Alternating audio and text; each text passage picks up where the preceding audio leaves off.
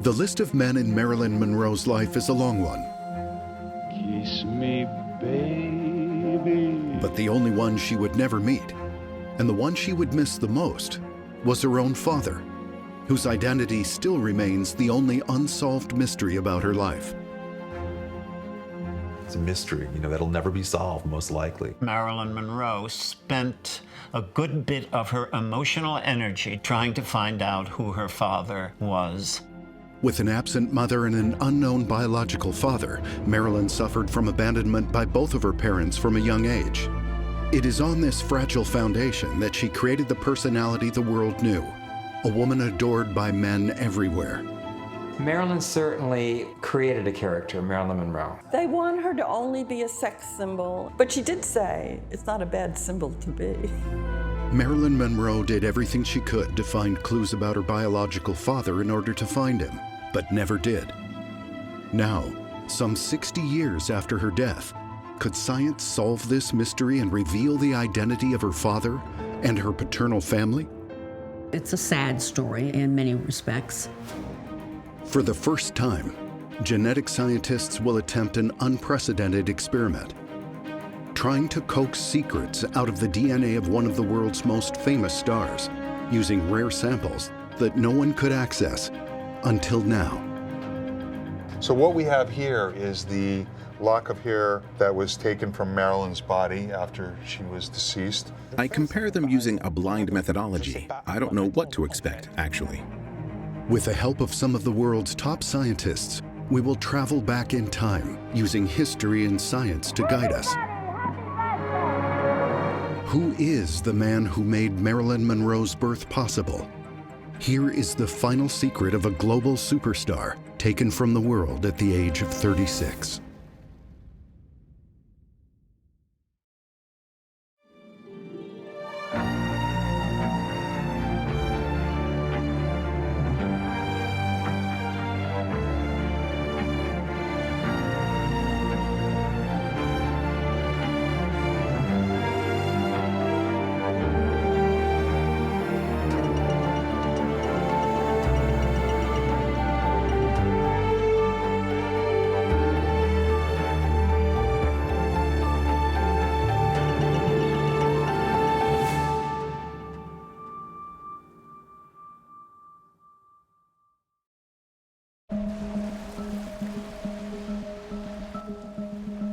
We do have initial results that we've just been given, and hopefully, we'll see.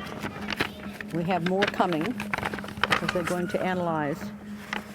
Okay, it says, here we go. Somewhere on the east coast of the United States, a family receives the results of a genetic test. Your great-grandfather. For almost a century, this family has lived with an unbelievable secret, a secret that no one had been able to confirm. I was so happy to hear from that letter, that little monkey, that's your mother. According to some historians, one of the members of this family may have been Marilyn Monroe's biological father, a father that the star herself never met. In late 2019, our team offered this family the opportunity to participate in an unprecedented scientific investigation that might solve one of the final remaining mysteries of Marilyn's life. We were like, oh, so this is going to resolve this. This is going to finally put yes, no, and it would be a resolution for it. If the story is true, Francine would be the niece of one of the biggest icons of the 20th century. Marilyn Monroe would have been my aunt then, yes. But to understand how this unlikely story made its way to this sleepy town south of Washington, D.C., we'll need to go back several decades to the life of Norma Jean Mortensen, known as Marilyn Monroe.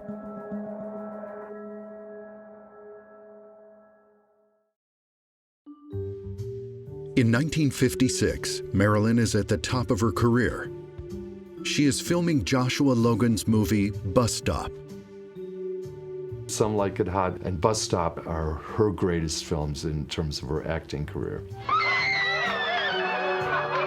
For the first time, critics applaud her abilities as an actress. And yet, Marilyn lacks self-confidence and continues to doubt her talents. Don Murray, her co-star, spent many long weeks with Marilyn. You got this idea that a woman is like some animal you're trying to break. That's right. We went to see him at his home in Santa Barbara, California. He remembers the bedroom scenes. Marilyn had chosen to go completely nude between the sheets. In the bedroom scenes, Josh Logan would tell me to tuck the covers around her so she doesn't get her body exposed in a way that the censor's going to cut out the scene. At that time, Marilyn was at a turning point in her life. She had just left Actor Studio to create her own production company. But under the stage lights, old wounds were reopened over and over again. I think she was afraid of stepping before the camera. It's amazing because the camera loved Marilyn. I mean, nobody was better in front of the camera than Marilyn, and yet she never felt that. What was running through Marilyn's mind? What part of this relentless pain was tied to the father she never knew, somewhere out there in the sprawling city of Los Angeles?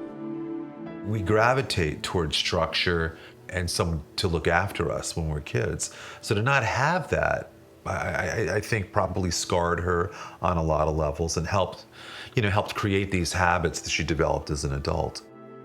Despite Marilyn's efforts to find her father, this chapter of her biography would remain hopelessly blank.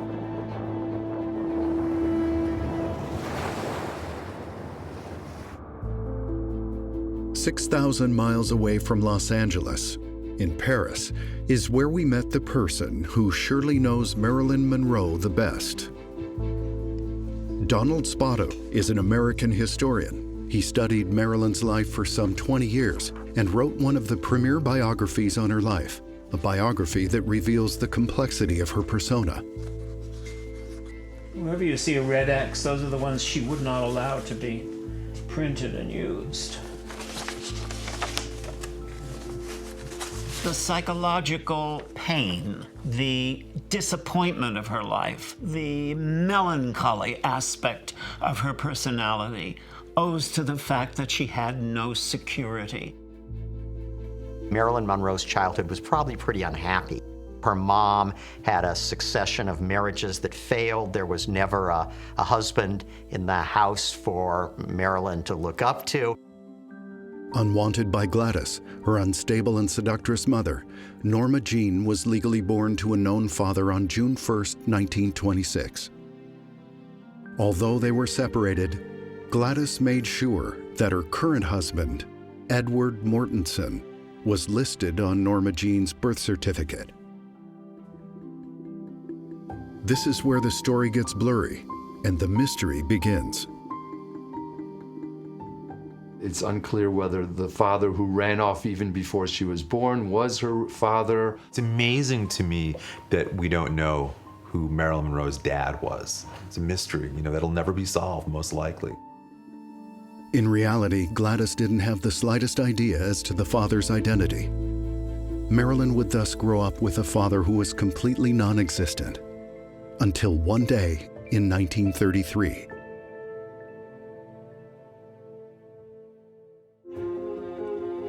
In August, a young Norma Jean moves with her mother into a house on Arbol Drive in Los Angeles. On the wall of her bedroom, Gladys hung a photo of a man who looked like Clark Gable. He was handsome, with a thin mustache. Marilyn was only 7, but she understood that her mother had had a fling with this man. It occurred to Marilyn that perhaps he could be her father. The man's name was Charles Stanley Gifford. Gifford was from a very wealthy New England family, had a big education. He did polo ponies in Hollywood. This man had supposedly rejected Gladys when she told him she was pregnant. Starting that day, Norma Jean would use that photo to seek out the father she had never met. His image would quickly become an obsession. She needed to find him at any cost. The star, Marilyn Monroe, spent a good bit of her emotional energy during her lifetime trying to find out who her father was. She went out to his ranch. He had a ranch in Hemet near Palm Springs. She went out there twice to try to find him, but his wife wouldn't let her in. Charles Stanley Gifford's rejection would scar Marilyn for life. But as Donald Spoto writes in his biography, Marilyn's biological father could have been any of her mother's lovers from 1925. That was a terrific emotional burden, especially in Hollywood, where one constantly has to sit and answer questions about your background and who's your mother and who's your father. She couldn't answer those questions.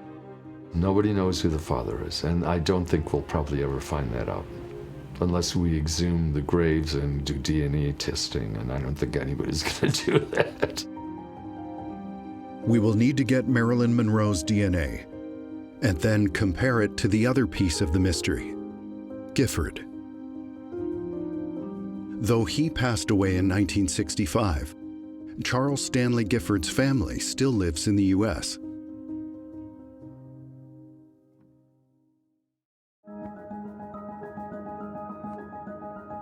We traced his descendants to Norfolk, Virginia. Wilshire Photo Service. So this is a picture of Granddad. This is 1939. Charles Stanley Gifford was Francine's grandfather and Lisa's great-grandfather. I found out about this story through like a rumor, and I didn't really believe it until I Googled it. When we were kids, we were not allowed to say anything, and we didn't, because we were told that's not true and it's just something to sell magazines, and your grandfather would not have done that. He would not have left that child. Francine has kept dozens of photographs from different moments in her grandfather's life, and she wanted to show them to us. On these pictures, this one here, my father has written on the back of it, C.S. Gifford, Sr. Are these Gifford's features in Marilyn's face? The question remains with each additional photo we discover, but continues to go unanswered. There's Granddad Gifford, right there. This is on his wedding day. And there's my grandmother, Lillian Gifford, and she loved him. Why would Charles Stanley have rejected his own daughter, even if conceived out of wedlock? Why wouldn't he have taken responsibility even years later? The mystery remains wholly unsolved. He had 2 children, and not wanting to have those 2 children be exposed, because I imagine there would have been more press had they been a confirmation of it. Today, while they respect their family's memory, Francine and Lisa want to finally unravel the mystery. The truth, it's refreshing, very refreshing and liberating, you know, to find out what's going on and why did you keep this a secret? During his whole life, Charles Stanley never spoke of the Marilyn affair. He would take his secret to his grave, hoping that there it could be forgotten forever.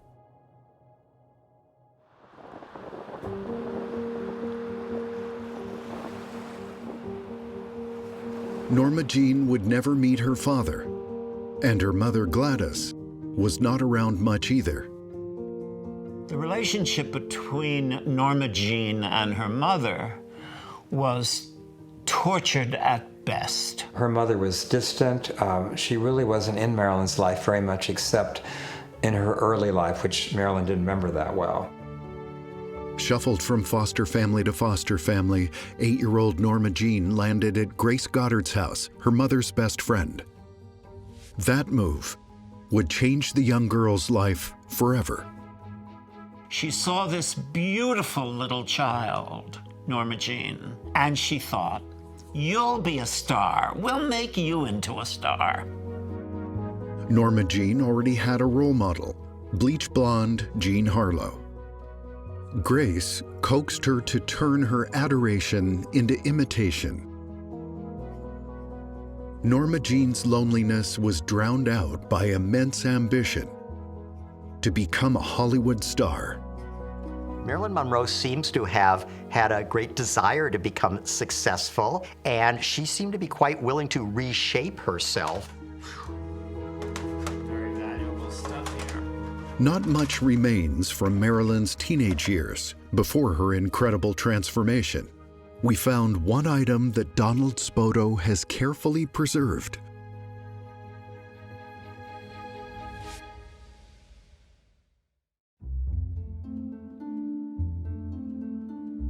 The year is 1941. Norma Jean is becoming aware of her strong power of seduction. A camera films her at this moment for the first time.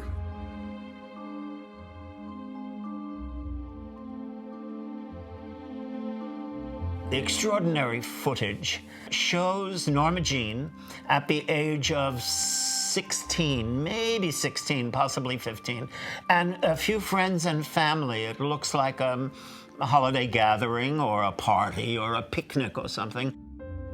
It is filmed during her first marriage to James Dougherty in June 1942, when she hasn't yet turned 16. In this video, Norma Jean already appears to be the outline of the future Marilyn. It's silent footage, and the interesting thing about it is that she's not a shy teenager at all. She's virtually elbowing everybody else away from the camera's viewfinder and making sure that the camera sees her smiling and turning around and showing her quite developed bust to the camera. 2 years after this video was filmed, Marilyn learned she has a half-sister, Bernice, that Gladys had from a previous relationship. Marilyn is happy. She feels her life may finally be changing. And in the summer of 1946, her biggest wish comes true. She signs her first contract with Fox. She has struck gold. The Hollywood movie studio that we associate most with Marilyn Monroe is, of course, 20th Century Fox. She didn't really work in too many movies, but she got her start in Hollywood. She began getting acting lessons and so on. This will also be the year of her first divorce. In September 1946, she leaves Jim, who she called Daddy, and her 2 subsequent marriages will also end in divorce. First to baseball player Joe DiMaggio, then to playwright Arthur Miller. No man was able to replace the father figure she so lacked.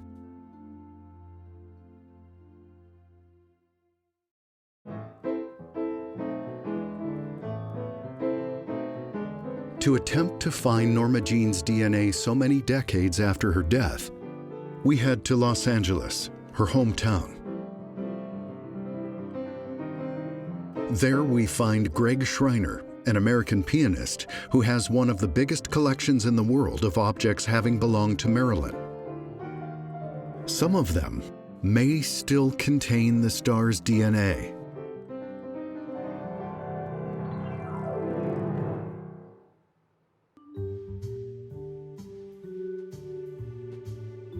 Here we have a gown that was worn by Marilyn in the movie How to Marry a Millionaire. And it's quite beautifully made, and it's one of the wonderful treasures of Marilyn in my collection. This gown came to me via an auction, and luckily for me, I was collecting early in the 1980s when things were still very affordable. Because today, any gown of Marilyn's goes for usually $100,000 or up from there. Among the treasures, Marilyn's chair from the filming of Bus Stop, jewelry, telegrams, and notes from the star. Greg even managed to get a hold of a never-before-seen photo of Gladys, Marilyn's mother. Here we have a rare photo of Marilyn's mother, Gladys Baker. This photo I received as a negative, and then I had it enlarged to see. As you can see, Marilyn's mother was quite beautiful herself. It quickly becomes clear this treasure trove of artifacts from Marilyn's life must be too contaminated with other DNA to be able to identify the actresses. There is still one more lead, unexplored until now. one that seems so obvious when you think of Marilyn the icon. Her hair.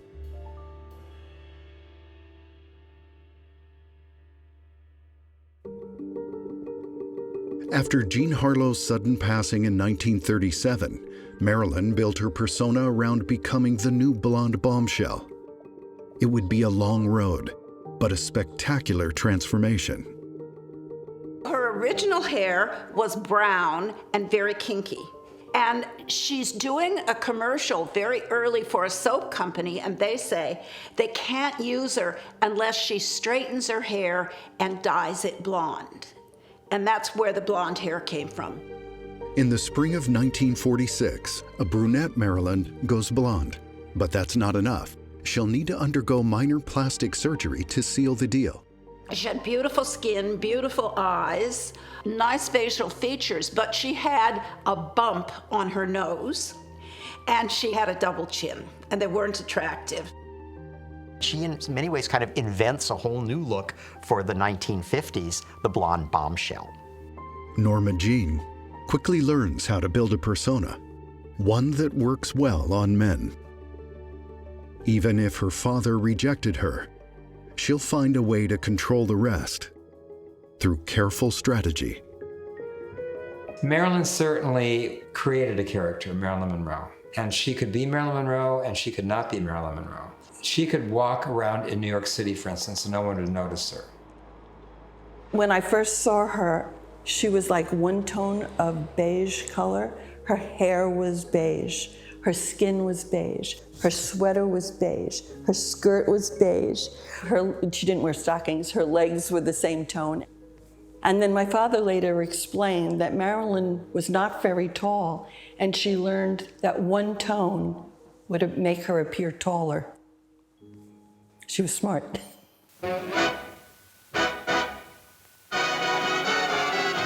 We're just two little girls from In 1953, Marilyn Monroe shared the screen in Gentlemen Prefer Blondes with actress Jane Russell. It was in this movie that Norma Jean embodied the persona of Marilyn Monroe. I think that's the movie that, with the public and so on, really catapulted her in a way that maybe nothing else had yet.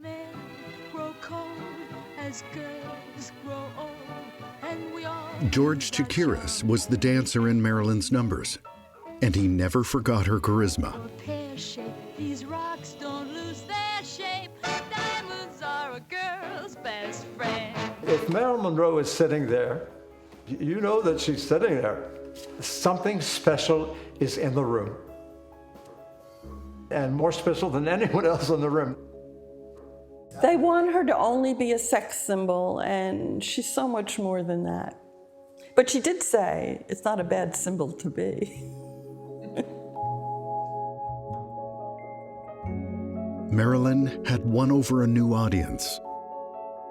But she had to face the facts. She was not happy. Success and psychotherapy could not erase her vulnerabilities, the absence of her father, and her past. The screen's most exciting woman, Marilyn Monroe.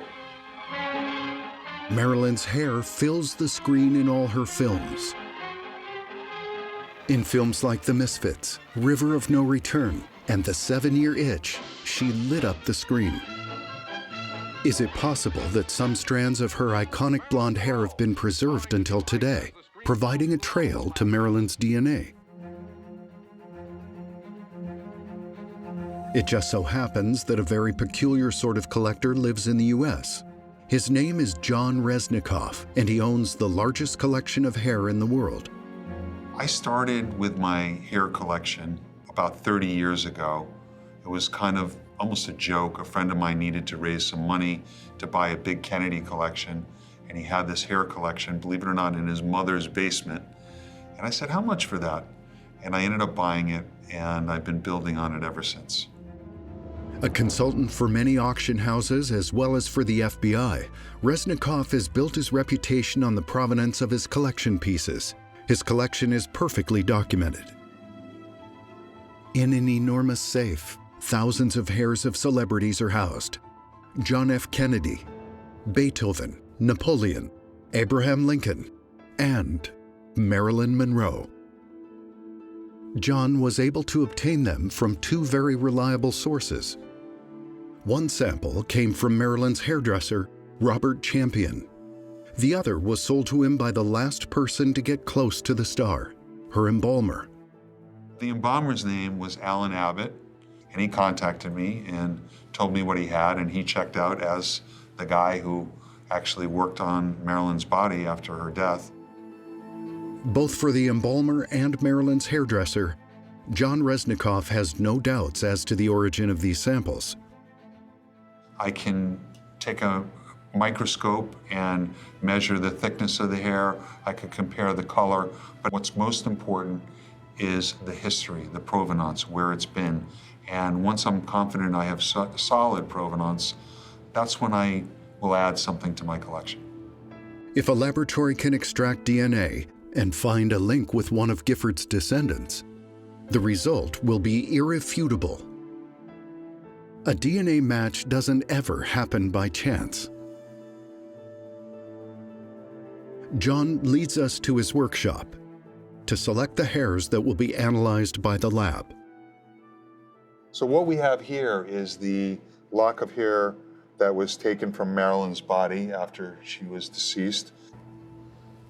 And then I have another lock of hair, this lock, which is in this beautiful Tiffany case. So this hair came from the night that Marilyn Monroe sang "Happy Birthday, Mr. President" to John F. Kennedy. And the hairdresser Robert Champion cut this hair and preserved it.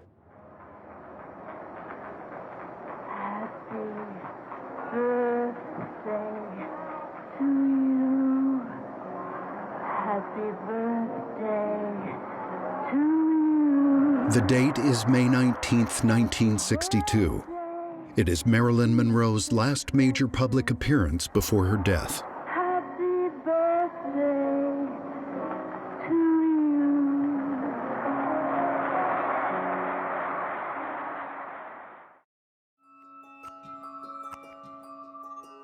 The samples have been sent to two independent laboratories, one in southern France, the other in Texas.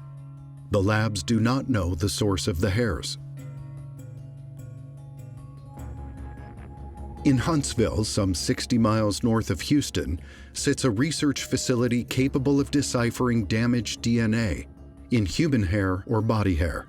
So this is the hair that we extracted. It would be pretty clear to me that this is belonging to that hair, so that's pretty impressive that we were able to recover this. Rachel Houston is a research geneticist. We entrusted her with the sample for Marilyn's hairdresser. But her job has not been easy. The first thing that we did was examine them under a microscope to see if there was any root present, because the root from hairs does contain a lot of DNA. Many think that a strand of hair contains a lot of DNA, but in fact, the hair's root holds this genetic information. Without the root, a dead strand of hair contains mostly keratin, and the few traces of DNA that may be found there are in bad condition. The hair that you see is actually dead. So other than the root of your hair, all of this stuff has been keratinized. However, there was no root, so we proceeded forward. As you can see, it's pretty low level. Rachel's team will have to try to detect the slight traces of DNA in the keratin to be able to compare them to the DNA of Charles Stanley Gifford's descendants.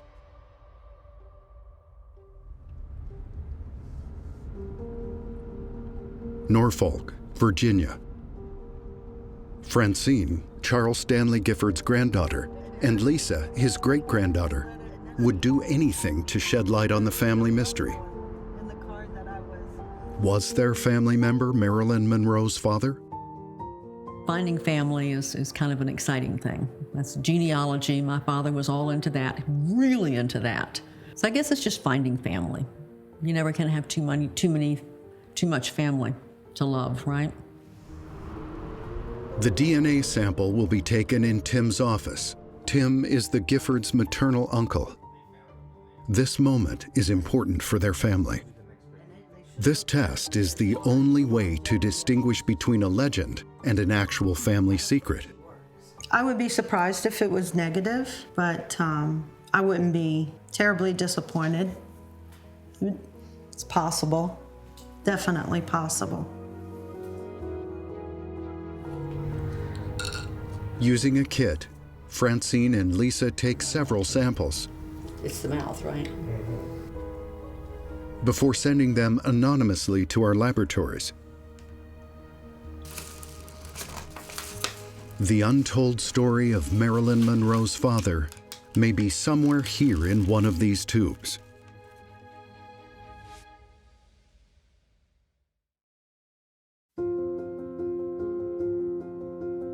In 1957, as The Prince and the Showgirl was released to theaters, Marilyn was going through a difficult time. For 2 years, in fact, she had been in New York instead of in the studios of Los Angeles. She was starting to feel better. But Marilyn was putting on weight. She was often ill and tried to drown her sorrows in alcohol and pills. She could be high on drugs. She knew the dangers. She was a very smart drug addict, and she knew the dangers of drinking at the same time. A year earlier, she had married writer Arthur Miller, one more father figure in whom she saw a potential father for her future children. Marilyn was madly in love with Arthur Miller in the beginning. As in the beginning of every relationship, there's love and passion and all those things. She wanted a child desperately with Arthur Miller. She had a theory that intelligence is inherited, and that's one of the reasons she married Arthur Miller. When she began filming for Some Like It Hot in the summer of 1957, Marilyn was pregnant. They start in the early summer and they don't finish it till December. And she's pregnant the whole time, and she miscarries in December, and it is a fully formed male child. It's just a tragedy for her. Marilyn is inconsolable, and she is alone once again with her questions. Few people knew, but Norma Jean suffered from a chronic medical condition. From late adolescence to the end of her life, she suffered a condition called chronic endometriosis, which made it very difficult for her to sustain a pregnancy. Her marriage to Arthur Miller would end in divorce in January 1961. The relationship was already beginning to fall apart the previous year when Marilyn met French actor Yves Montand. It seems like the relationship between Arthur Miller and Marilyn Monroe would make a better drama than a marriage. Yves Montand and Marilyn Monroe had an affair, if you can call it that. It lasted about 5 weeks at the end of the production of the movie Let's Make Love. Could get down to cases, maybe. In the comfortable bungalows number 20 and 21 of the Beverly Hills Hotel in LA, Marilyn surrendered to the Frenchman's charm. These are the contact sheets. Donald Spoto recently found new photographs of Marilyn from costume fittings during filming. She appears relaxed and happy, despite knowing that Yves Montand will certainly be in and out of her life like all the other men. Therein lies the contradiction. Marilyn Monroe, one of Hollywood's most beloved stars, was also one of its loneliest. There are many paradoxes in her life. I mean, she's intelligent, but she's a dumb blonde. She wants to be married, but can't have children. She's the world's greatest beauty, but her internal organs are a total mess. With each passing day, Norma Jean sank further and further into a deep state of despair. Any moments of happiness were clouded by dark periods of excess. In 2 years, the star would be dead.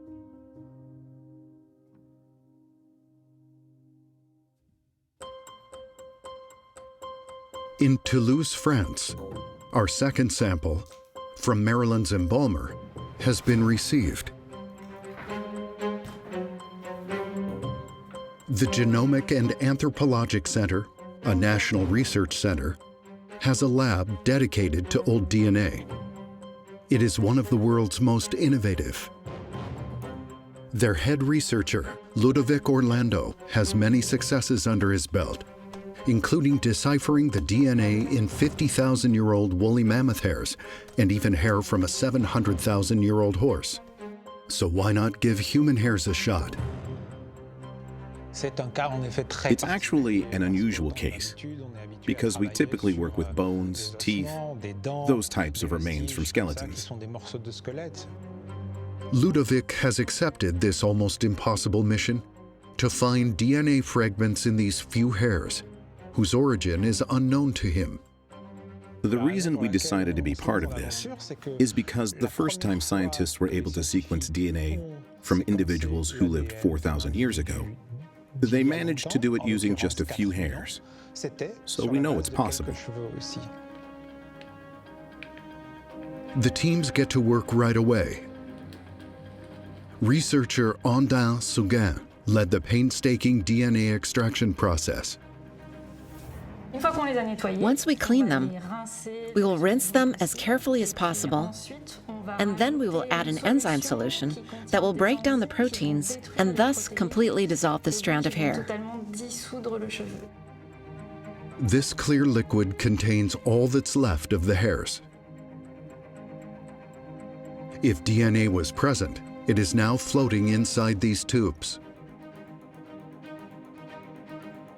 Now, the scientists must amplify it to make it visible to their detection system. There is no guarantee that it will work. From a quantity standpoint, there's just so little. It's not the amount we're used to working with. And we're talking about hair that appears to have undergone color treatments, and that really damages the hair. You are not confident. I'm not too confident, given I only have about 3 hairs to work with. But there's no way of knowing at this point. Because the DNA extraction has essentially destroyed the whole sample, there will be no second chances if the team doesn't find anything. There's no going back now. This is a mission with only one bullet in the chamber. If you miss the target, there's no do-over. Ludovic Orlando doesn't know it yet, but these 3 strands of hair will turn out to be far more interesting than predicted.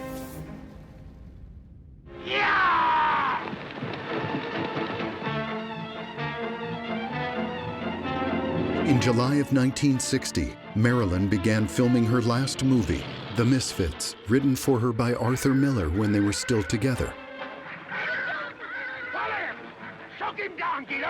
She appears more fragile than ever before, no doubt made worse by the deep depression she was experiencing. I don't feel that way about you, Kay.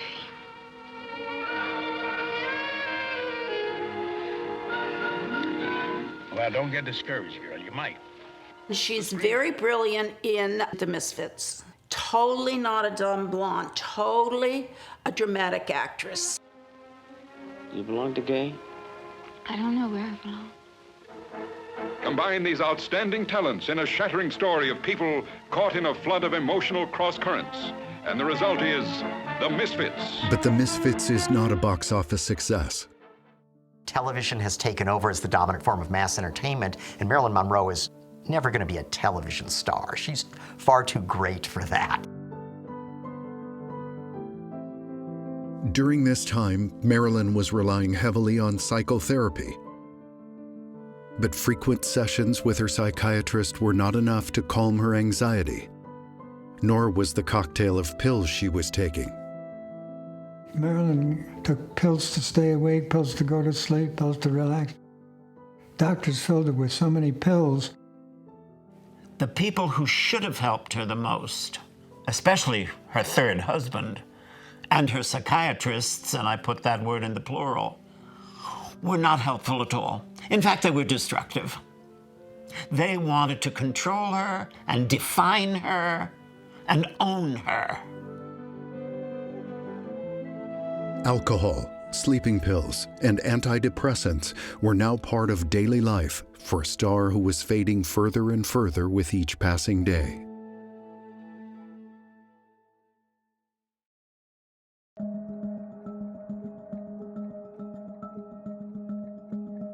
In Huntsville, Texas, the lab has finished analyzing the first sample from Marilyn Monroe's hairdresser in 1962. Rachel and her team have taken extreme precautions. And the first thing that we did was we essentially decontaminated the outside of the hair, because if somebody had touched the hair or handled it, we wanted to remove any of that DNA and make sure that we were only getting DNA from the hair itself. So as you can see, we got good cluster. But when Rachel checked the amount of DNA in the tube, it was game over.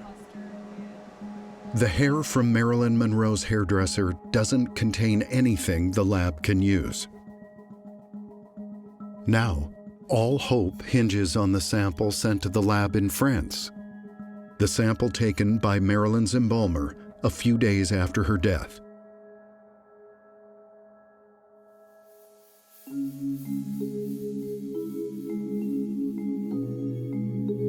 On the night of August 4th, 1962, Marilyn lay down in her bed, naked, in her home on Helena Drive in Los Angeles. She had seen her psychiatrist, Dr. Ralph Greenson, several times that day. Their meetings had left her very upset. She called her loved ones. Not much is known about the subject of the calls. Then, around 10 p.m., Norma Jean and Marilyn Monroe left this world, taking with them their secrets and their demons. She died on the day I was married to my present wife. We were married over in Berlin, and we came out of the ceremony, the big headline, Marilyn ist tot. I mean, Marilyn is dead. Almost immediately, numerous theories surrounded Marilyn's death: suicide, murder, accidental overdose. But several decades later, the accident hypothesis has held. Marilyn Monroe seems to have died of an overdose of drugs. I was able to speak not only to the police, to the district attorneys, to the doctors, to the coroner. All the reports were made available and indicate Marilyn Monroe did not commit suicide at all.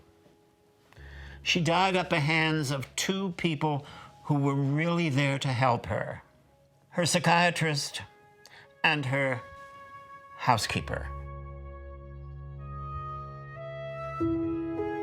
On August 8, 1962, Marilyn was buried in her hometown of Los Angeles.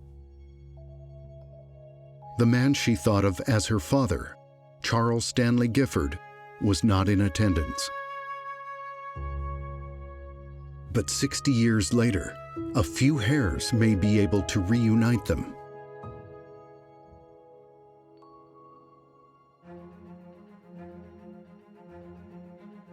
Back in Toulouse, at the Genomic and Anthropology National Research Center, it is December 2021, and scientist Ludovic Orlando cannot believe his eyes. The hairs he received for testing, belonging to Hair Girl, a pseudonym used to preserve Marilyn's anonymity, have spoken. Here you can see the three famous pieces of hair we were able to analyze. You can see they're quite small. It's really extraordinary. I just can't get over the fact that even given today's technology, we're able to get enough DNA for this genome to tell its story. We've run up against two very different results: Francine's fresh DNA sample that can be used easily, and a very old DNA sample from the hair, which is incredibly rare. Only 5% of the molecules from these three hairs is human, which means that 95% are from something else, like bacteria.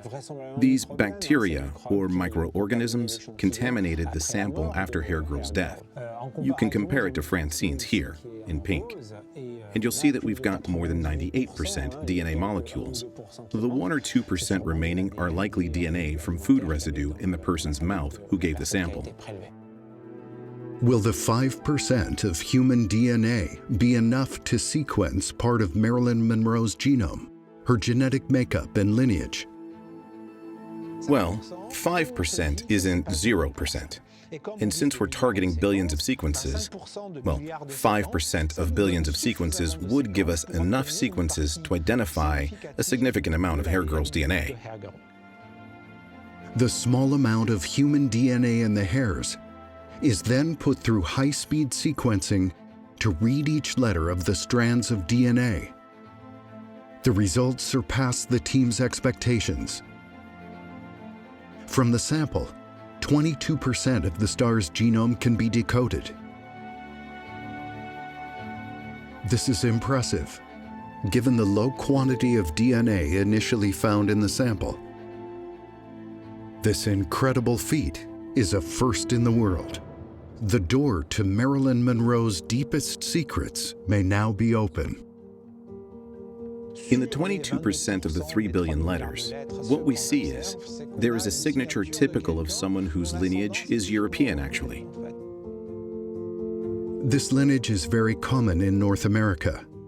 Francine's DNA extraction shows the same European signature, but so do millions of others.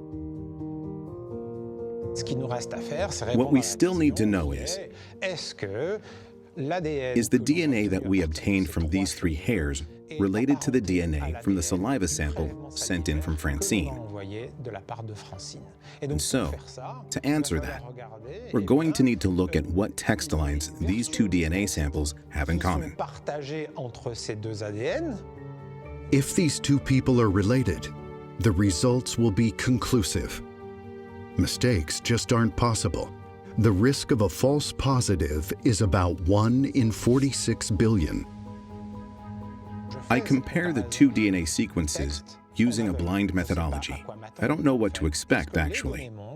And what the data show irrefutably is that there is lineage between Francine and Hair Girl, going back 3 generations. 3 generations are exactly what would separate Francine and a would-be half-aunt, Marilyn Monroe. To confirm these fascinating results, several statistical methods are used and compared. They all offer the same answer. Marilyn and Francine have genes in common because they have a common ancestor, Charles Stanley Gifford, who is indeed Marilyn Monroe's father. It isn't until after the results are in that we reveal the identity of the sample to Ludovic Orlando. You've just solved the mystery about Marilyn Monroe's biological father. Wow. Okay. Well, now I understand why the hair we received was so bleached. It's pretty fascinating that 3 hairs can solve a mystery. The only disappointment for me, in a way, is not having been able to solve this while she was still alive, because it could have done something for her. Yeah, it's pretty surprising to see these results.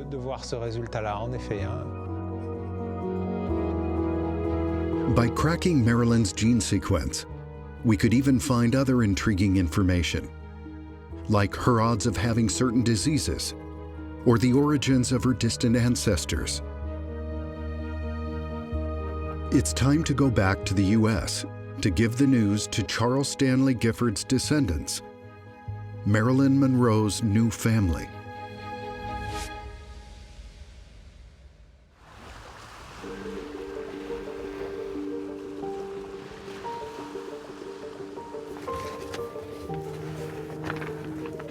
We received the original's identity confirmations based on our analysis and other information provided by the potential family. It is proven that Mr. Stanley Gifford is the biological father of Marilyn Monroe. Well. Wow. So exciting. It is. Okay. So.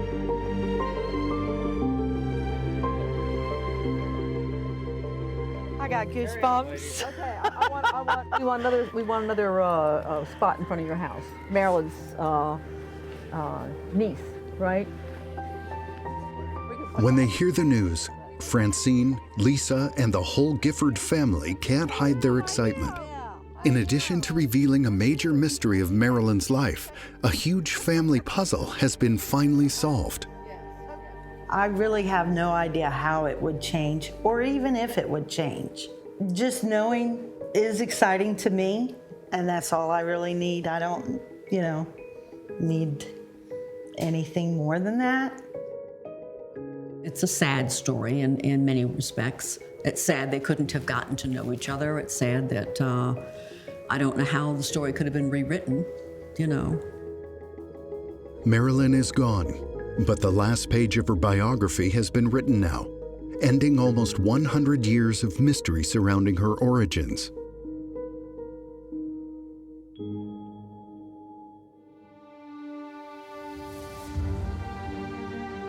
In light of her childhood and upbringing, in light of Hollywood's abuse of her, it's amazing she did more than just something. She developed a talent for light comedy that delighted people for years and still delights people. I think in a lot of cases, not knowing things is what allows the mystique of someone like a Marilyn Monroe, like a James Dean, to flourish the way they do today. Pop culture figures like that are arguably more famous in death than they were in life. Marilyn's story is one of an orphan who searched for a father figure throughout her whole short life. From Gentlemen Prefer Blondes to River of No Return, The Prince and the Showgirl, and The 7-Year Itch, each film told a snippet about Marilyn's life. Her biological father, who neither she nor the historians were able to find, now has a place in the incredible story of Norma Jean Mortensen Gifford.